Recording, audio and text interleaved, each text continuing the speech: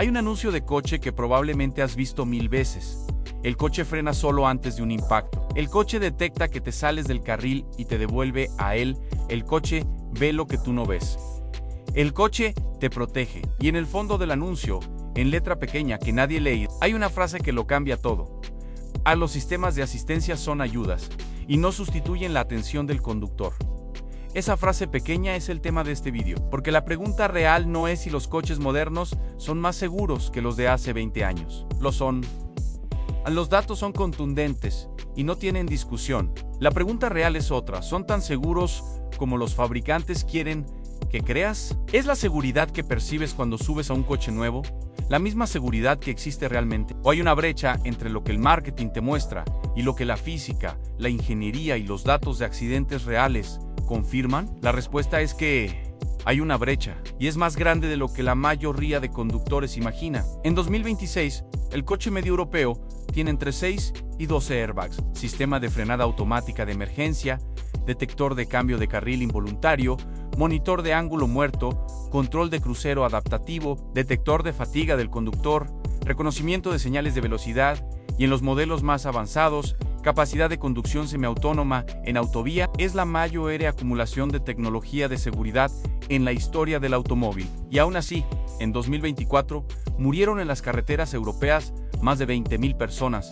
En España, según la DGT, fueron 1.144 víctimas mortales solo en vías interurbanas. Con todos esos sistemas, con todas esas estrellas en los test de seguridad, con todos esos anuncios, algo no cuadra, y ese algo es lo que vamos a desmontar hoy. La seguridad de un coche se mide en dos dimensiones que rara vez coinciden: la seguridad en condiciones controladas de laboratorio, que es la que ves en los anuncios y en los test de Euro NCAP, y la seguridad en condiciones reales, que es la que determina si sales vivo de un accidente un martes por la mañana en la A4. La primera se puede medir, fotografiar, publicar en una nota de prensa y convertir en 5 estrellas doradas que el concesionario pone en el parabrisas del coche expuesto. La segunda es más complicada, más incómoda y casi nunca aparece en los materiales de marketing. Este video es sobre la segunda. No vamos a decir que los coches modernos son peligrosos. No.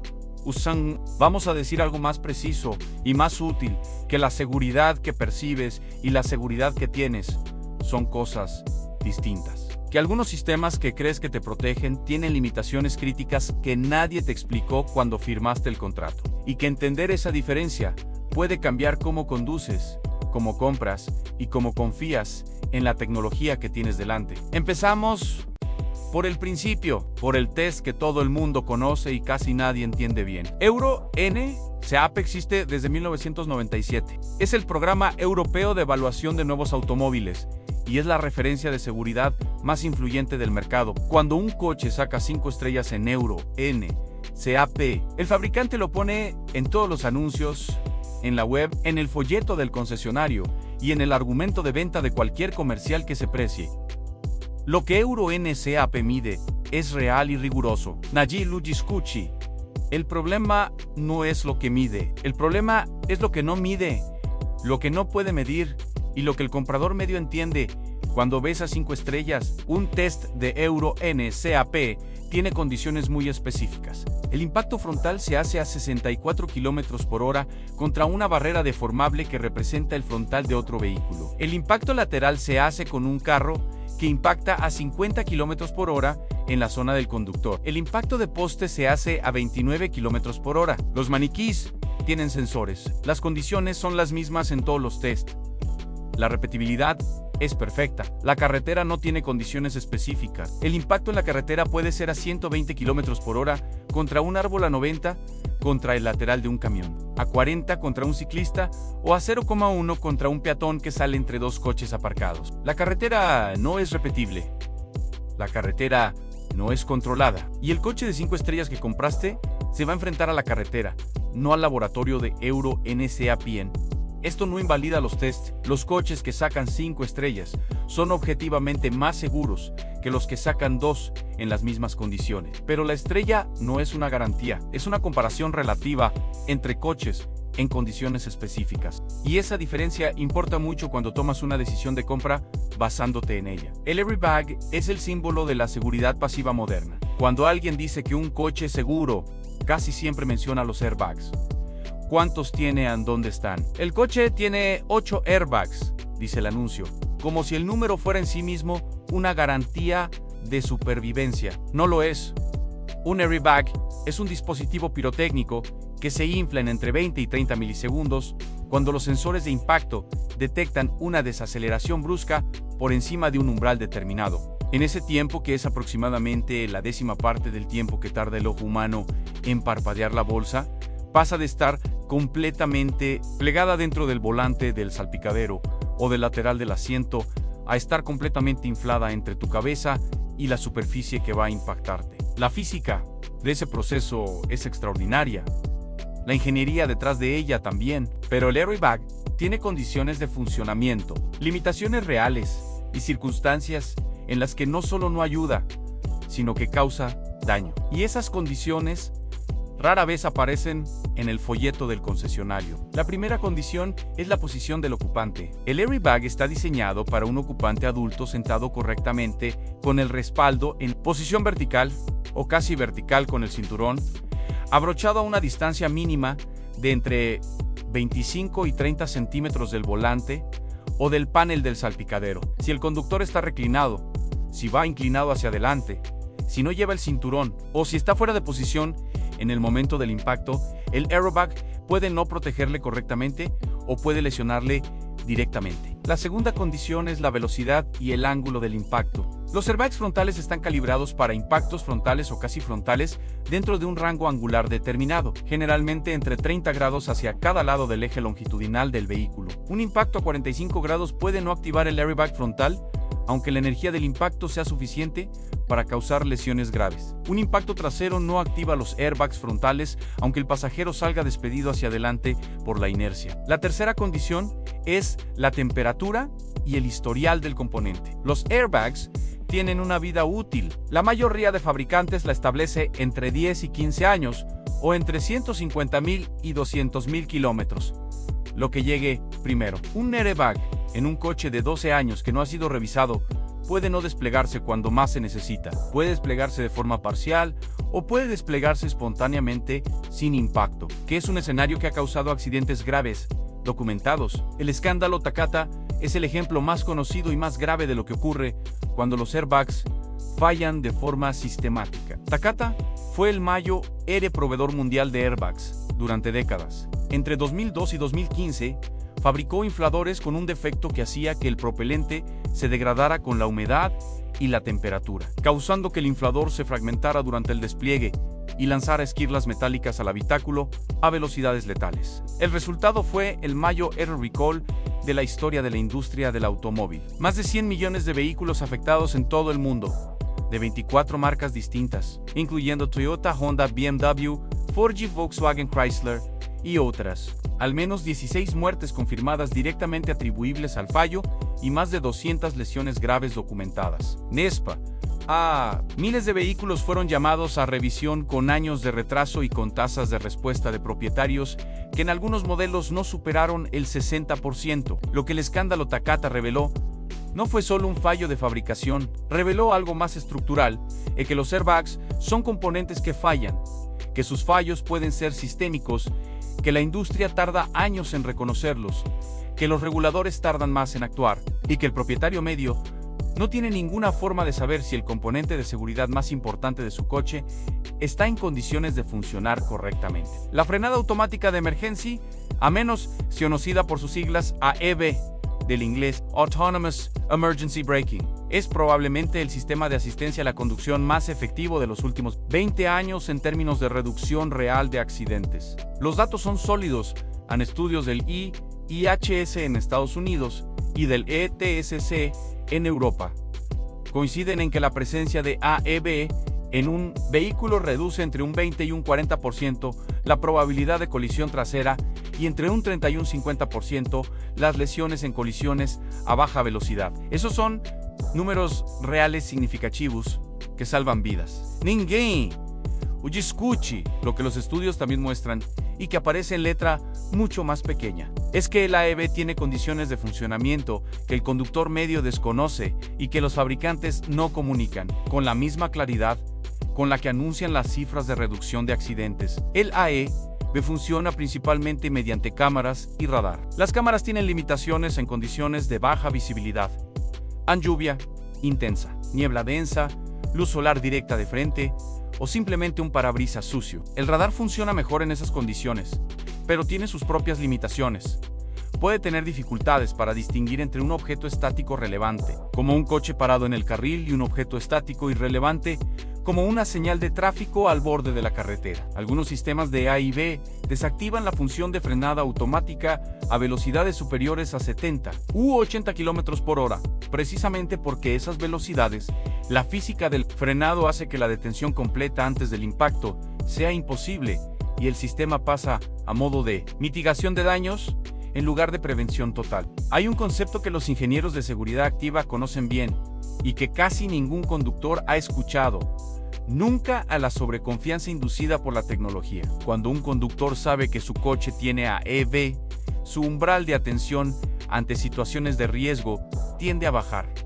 No de forma dramática ni consciente, sino de la misma forma gradual e imperceptible en que cualquier sistema de seguridad genera una falsa sensación de inmunidad en quien lo usa. Los cinturones de seguridad generaron el mismo efecto cuando se popularizaron en los años 70. Algunos estudios mostraron que los conductores con cinturón tendían a conducir ligeramente más rápido y con menos margen de seguridad que los que no lo usaban. El efecto no anuló los beneficios del cinturón, que son enormes e indiscutibles, pero sí demostró que la tecnología de seguridad no actúa en el vacío, actúa sobre comportamientos humanos que se adaptan a ella. Con el AEB ocurre lo mismo. Un estudio de la Universidad de Nottingham de 2022 encontró que los conductores con sistemas de asistencia avanzada mantenían distancias de seguridad menores, miraban el teléfono con más frecuencia y respondían más lentamente a situaciones de riesgo inesperadas, comparados con conductores en vehículos sin esos sistemas. El sistema de seguridad estaba creando el comportamiento de riesgo que se suponía que debía compensar. El detector de cambio de carril involuntario, Lane Departure Warning o Lane Keeping Assist según el nivel de intervención, es uno de los sistemas de asistencia más presentes en los coches modernos y uno de los que más malentendidos genera entre los conductores que lo tienen. La diferencia entre los dos niveles importa. El Lane Departure Warning te avisa cuando cruzas las líneas del carril sin haber activado el intermitente mediante una vibración en el volante, un pitido o una señal en el cuadro, pero no interviene físicamente. El Lane Keeping Assist va un paso más allá y aplica una corrección activa en la dirección para mantenerte dentro del carril. Es este segundo nivel el que genera más confusión, más confianza mal depositada y más incidentes documentados. El sistema funciona mediante una cámara, generalmente montada en la zona superior del parabrisas, que detecta las marcas viales del carril. Y ahí está la primera limitación crítica que casi ningún vendedor menciona en el proceso de compra. El sistema necesita ver las marcas viales para funcionar. Marcas viales borrosas por desgaste, carreteras sin marcar, líneas cubiertas de nieve o barro, situaciones de obras con señalización provisional, tramos rurales con pintura deteriorada. En todos esos casos, el sistema se desactiva o funciona de forma degradada.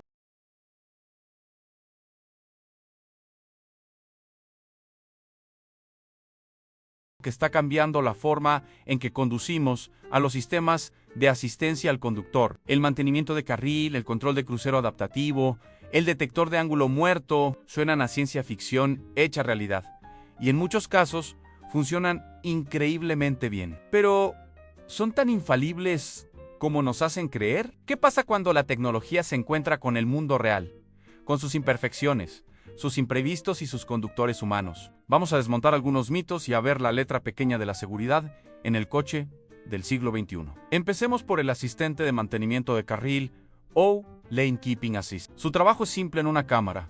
Lee las líneas de la carretera y si chi desvíos corrige suavemente la dirección para mantenerte centrado.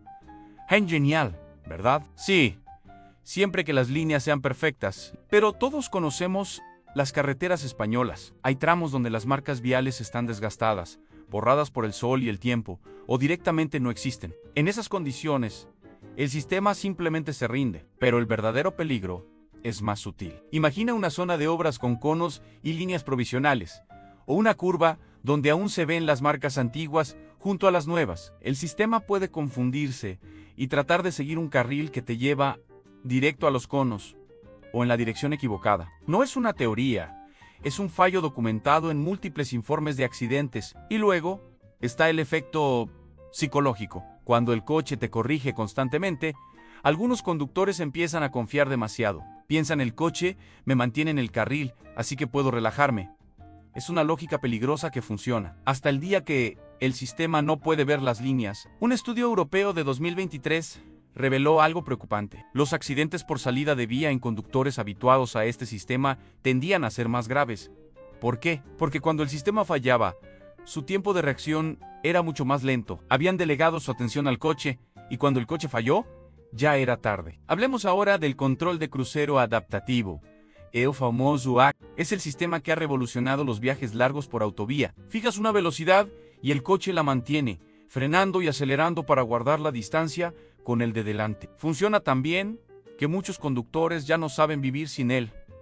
Y precisamente ahí, en esa dependencia, reside el problema. El ACC tiene un talón de Aquiles en los objetos estáticos. La mayoría de los sistemas, incluso en coches de lujo, tienen serios problemas para reaccionar ante un coche parado en medio del carril. Su radar está diseñado para detectar objetos en movimiento. Un vehículo detenido por una avería o un accidente puede ser interpretado por el algoritmo como si fuera una señal o un puente, un objeto irrelevante. En la industria lo llaman target loss, pérdida del objetivo, a 120 por hora.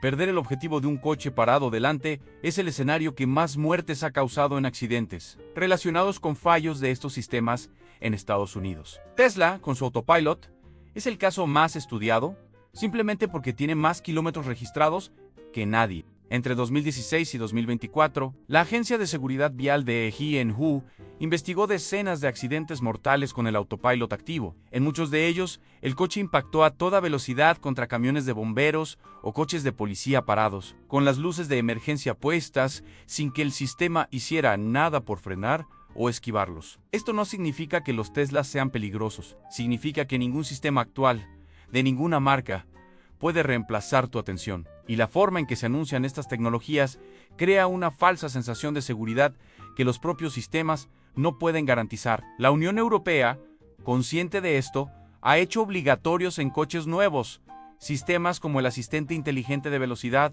que lee las señales y te avisa si las superas, y el monitor de atención del conductor. La reacción de muchos conductores: desactivarlos a los avisos les resultan molestos. La tecnología puede darte la información, pero no puede obligarte a usarla. Ahora, un número que te sonará en este sistema reduce los accidentes en un 40%. Estas cifras son reales, vienen de estudios serios. El problema es cómo nuestro cerebro las interpreta. Tendemos a pensar: genial, tengo un 40% menos de probabilidades de tener este accidente. Pero eso no es lo que dice el número. Lo que dice es que, estadísticamente, en un grupo grande de coches, la frecuencia de ese accidente bajó. Tu situación concreta, con tu velocidad, el estado de la carretera y el tiempo de reacción de tu sistema específico, es otra historia. Si crees que el sistema te protege, quizás mantengas menos distancia de seguridad. Si entiendes que es solo una ayuda, seguirás conduciendo con la misma prudencia. La industria del automóvil tiene pocos incentivos para aclarar esto, porque la narrativa del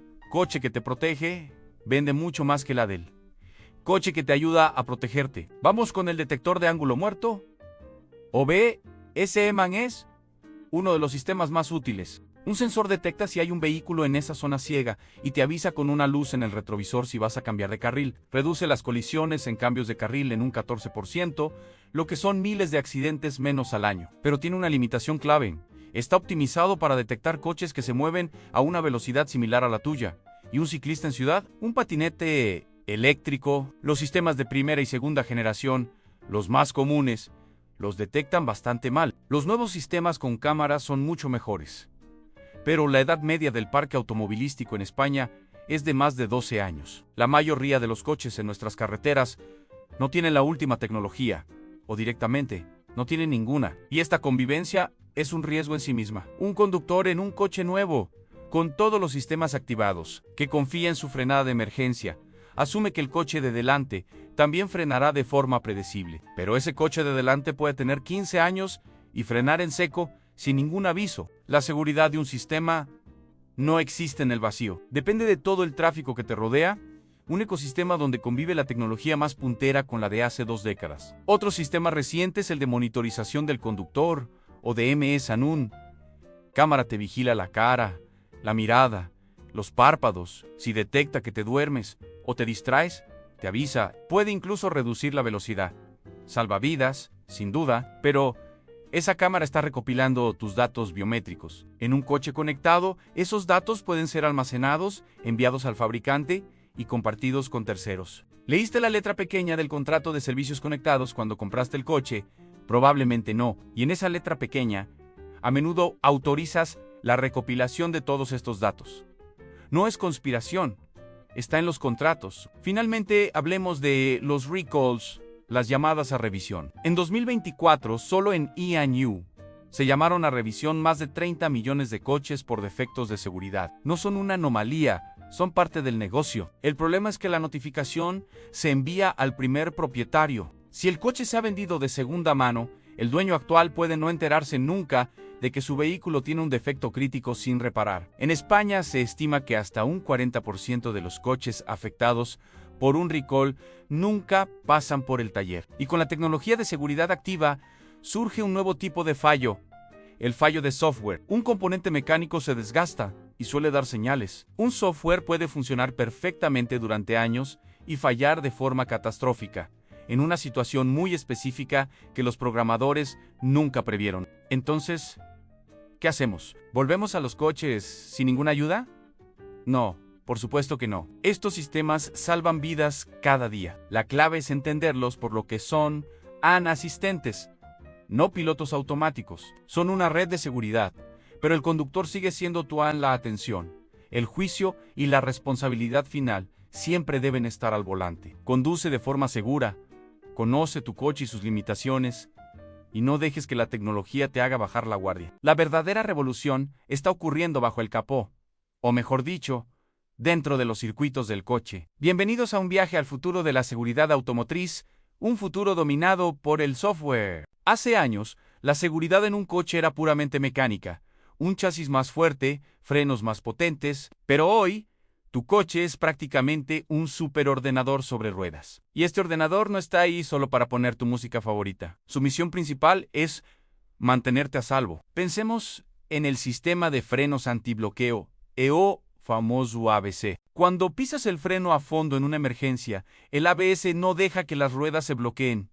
¿Cómo lo hace? Un software inteligente monitorea la velocidad de cada rueda, cientos de veces por segundo, y ajusta la presión del freno para evitar el derrape. Es como si un piloto de carreras profesional estuviera frenando por ti en el momento más crítico. Y esto es solo la punta del iceberg. Luego tenemos el control electrónico de estabilidad, o ESC.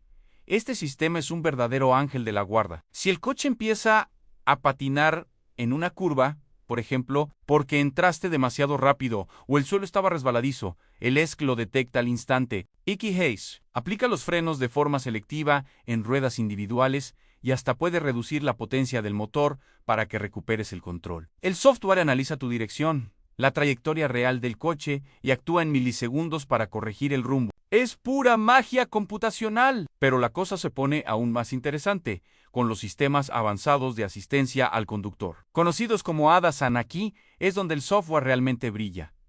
El control de crucero adaptativo, por ejemplo, ya no solo mantiene una velocidad constante, usa radares y cámaras para ver al coche de delante y ajusta tu velocidad automáticamente para mantener una distancia segura. Si el coche de delante frena, el tuyo también. Si acelera, tú también. Adiós al estrés en el tráfico. Y no podemos olvidarnos del asistente de mantenimiento de carril. ¿Te has distraído un segundo y te estás saliendo de tu línea? El coche te avisa con una vibración en el volante o un sonido, e incluso puede girar suavemente el volante para devolverte a tu carril. Todo esto es posible gracias a cámaras que leen las líneas de la carretera y un software que interpreta esa información en tiempo real. El frenado de emergencia autónomo es otra maravilla. Si el sistema detecta una colisión inminente con otro vehículo o incluso con un peatón y tú no reaccionas a tiempo, el coche frena por sí solo con la máxima fuerza. Este sistema ha demostrado salvar muchísimas vidas, convirtiendo lo que podría ser una tragedia en un simple susto. Ahora, la pregunta del millón.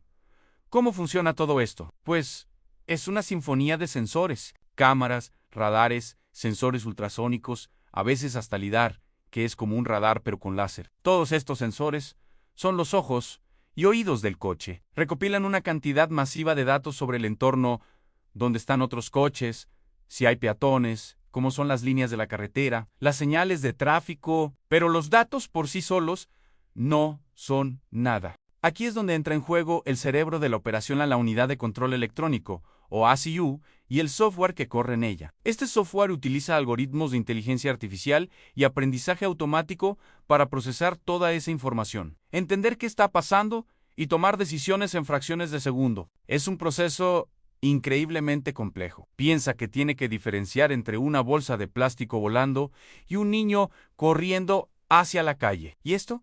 Nos lleva a un punto crucial, la fiabilidad del software. Un error, un simple bug en el código, podría tener consecuencias muy serias. Por eso, los fabricantes de coches invierten miles de millones en probar y validar cada línea de código. Hacen pruebas en simuladores, en pistas cerradas y millones de kilómetros en carreteras reales. Además, muchos coches modernos pueden recibir actualizaciones de software por aire, como tu teléfono. Esto se llama over-the-air o OTA. Significa que los fabricantes pueden mejorar la seguridad de tu coche, añadir nuevas funciones o corregir errores sin que tengas que ir al taller. Tu coche, literalmente, se vuelve más seguro mientras duerme en el garaje. El futuro es aún más emocionante. Estamos hablando de la conducción totalmente autónoma, coches que se comunican entre sí para evitar colisiones, que eligen la ruta más segura y eficiente, y que nos permitirán usar el tiempo de viaje para trabajar, relajarnos o lo que queramos. La seguridad ya no será solo reactiva, actuando cuando hay un peligro, sino proactiva, anticipándose y evitando los peligros antes de que ocurran. Así que la próxima vez que te subas a un coche moderno, recuerda que no estás solo. Tienes a tu lado a un copiloto increíblemente inteligente, silencioso e incansable en el software, un guardián digital que trabaja sin descanso para llevarte a tu destino de la forma más segura posible. Es la prueba de que la tecnología, cuando se usa bien, puede ser nuestra mejor aliada en la carretera. Espero que este viaje al corazón tecnológico de nuestros coches te haya parecido tan fascinante como a mí. La seguridad automotriz ha evolucionado a un ritmo vertiginoso. Y todo gracias al poder del software. Muchas gracias por acompañarme hoy. Si te ha gustado el video, no olvides darle a like, suscribirte para no perderte más contenido como este y activar la campanita. Nos vemos en el próximo video. ¡Hasta luego!